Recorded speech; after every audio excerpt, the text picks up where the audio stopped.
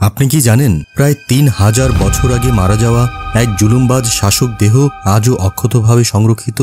আমি বলছি সেই ফেরাউনের কথা, যিনি নিজেকে প্রভু দাবি করেছিলেন এবং হযরত মুসা আলাইহিস সালামকে চ্যালেঞ্জ করেছিলেন। আজকে আমরা জানব ফেরাউন কিভাবে মারা গেল, তার দেহ কিভাবে সংরক্ষিত হল এবং এটি কিভাবে কুরআনের ভবিষ্যৎবাণীকে প্রমাণ করে। ফেরাউন ছিল মিশরের এক শক্তিশালী শাসক। সূরা নাজিয়াতে তার কথা এসেছে, সে নিজেকে ঘোষণা দিয়েছিল, আমি তোমাদের শ্রেষ্ঠ প্রভু। তার অত্যাচার এতটাই সীমাহীন ছিল যে হযরত মুসা আলাইহিস সালামের বিরুদ্ধে দাঁড়ায়।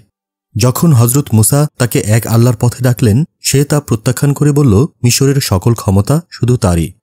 হযরত মুসা আলাইহিস সালাম যখন তার জাতি বনি ইসরায়েলকে নিয়ে মিশর ত্যাগ করছিলেন, ফেরাউন তার সৈন্যবাহিনী নিয়ে তাদের ধাওয়া করে।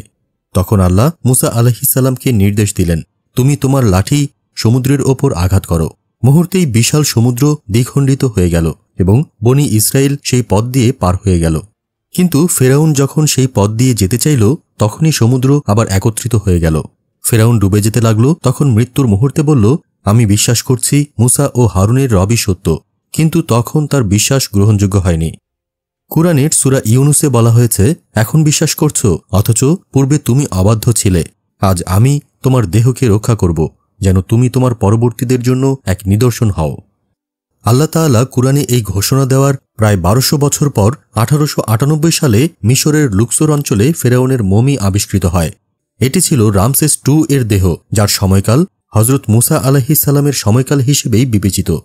১৯৮১ সালে ফ্রান্সে এই মমির ওপর বৈজ্ঞানিক গবেষণা শুরু হয়। বিশ্বখ্যাত ফরাসি বিজ্ঞানী ড মরিস বুকাই পরীক্ষা করে দেখলেন যে এই মৃতদেহটি পানিতে ডুবে মারা যাওয়ার পরও আজ পর্যন্ত সংরক্ষিত।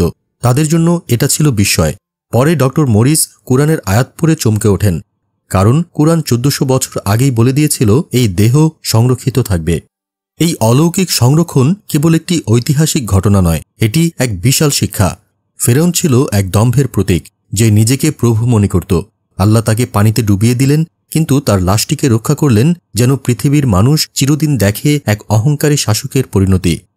ড মরিস বুকাই এই গবেষণার পর ইসলাম গ্রহণ করেন এবং লেখেন, the Quran is the word of God, not of man.